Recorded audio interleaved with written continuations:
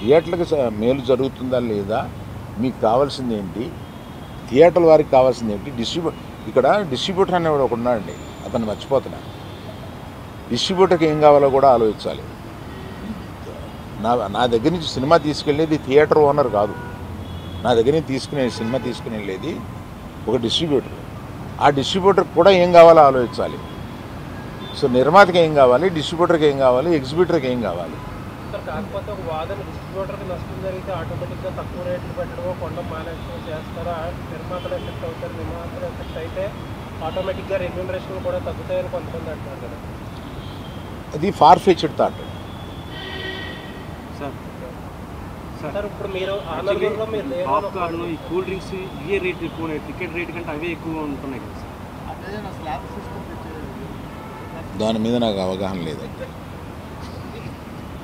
మీరు వెళ్ళినప్పుడు ఎప్పుడైనా తీసుకుని ఆల్రౌండర్ పర్సంటేజ్ విధానం ఎంతవరకు కరెక్ట్ అంటారు?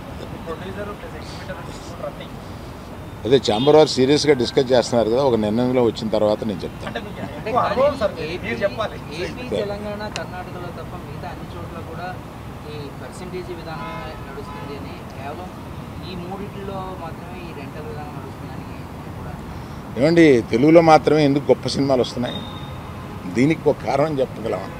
అలాగే ఆ పరిస్థితులను బట్టే వస్తుంది తప్ప అన్నిటికీ ఓ రీజన్ ఉంటుంది.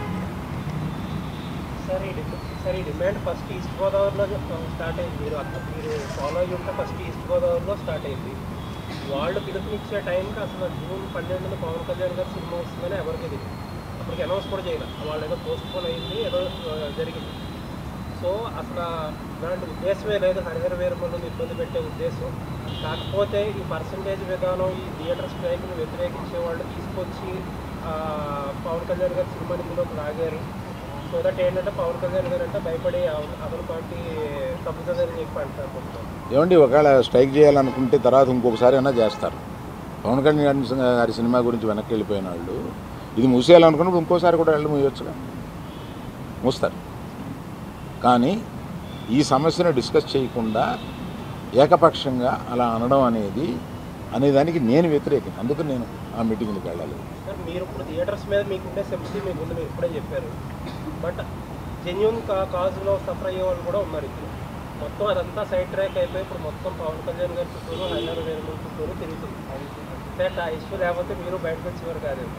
దీన్ని ఎలా చూడొచ్చు అంటారు? మీరు చెప్పిన దాంట్లో ప్రశ్న ఏమి లేదు, ఎలా చూడొచ్చు అంటే ఇప్పుడు ఇష్యూ అంతా, అసలు రియల్ ఇష్యూ అంతా సైడ్ ట్రాక్ అయిపోయింది. ఎవరో దాని గురించి మాట్లాడలేదు. ఇప్పుడు మొత్తం మాట్లాడేదంతా హరిహర. అది మీ అభిప్రాయం అయితే ఇక్కడికి వచ్చి చెప్పండి. సార్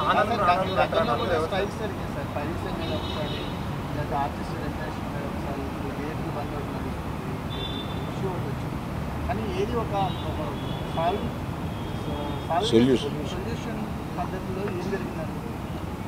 సొల్యూషన్ వైపుగా ఈ బంధులు ఎంతవరకు ఉపయోగపడినాయి? ఏమంటే ఏది సొల్యూషన్ జరగకపోతే ఏ ట్రేడ్ బాడీస్ ఇంతకాలం నిలవు. ఇంతకాలం నిలవడానికి ట్రేడ్ బాడీస్ మన ఛాంబర్ పెట్టి 40-45 సంవత్సరాలు అవుతుందండి. ఇంకా పైన ఉందేమో, నాకు కరెక్ట్గా తెలియదు. ఈ ట్రేడ్ బాడీలో కూర్చుని చాలా సమస్యలు పరిష్కరిస్తూ ఉంటారు. అవును,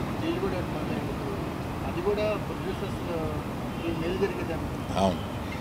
ఇప్పుడు ప్రస్తుతం గిల్డ్ వల్ల ప్రొడ్యూసర్స్కి ఎక్కువ మేలు జరుగుతుంది అని నేను అనుకుంటున్నాను.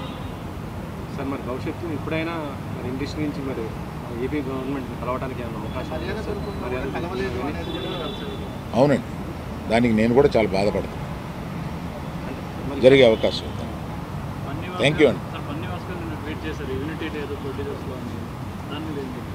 సార్, ఒక లాస్ట్ క్వశ్చన్. సార్, క్యూబ్ కంపెనీలో మీకు ఏమైనా వాటాలు ఉన్నాయా? క్యూ కంపెనీలో నాకు వాటా లేదు.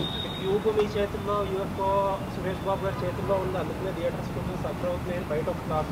యూఎఫ్ఓ సురేష్ బాబు గారి చేతిలో లేదు, క్యూబ్లో నేను పార్ట్నర్ కాదు.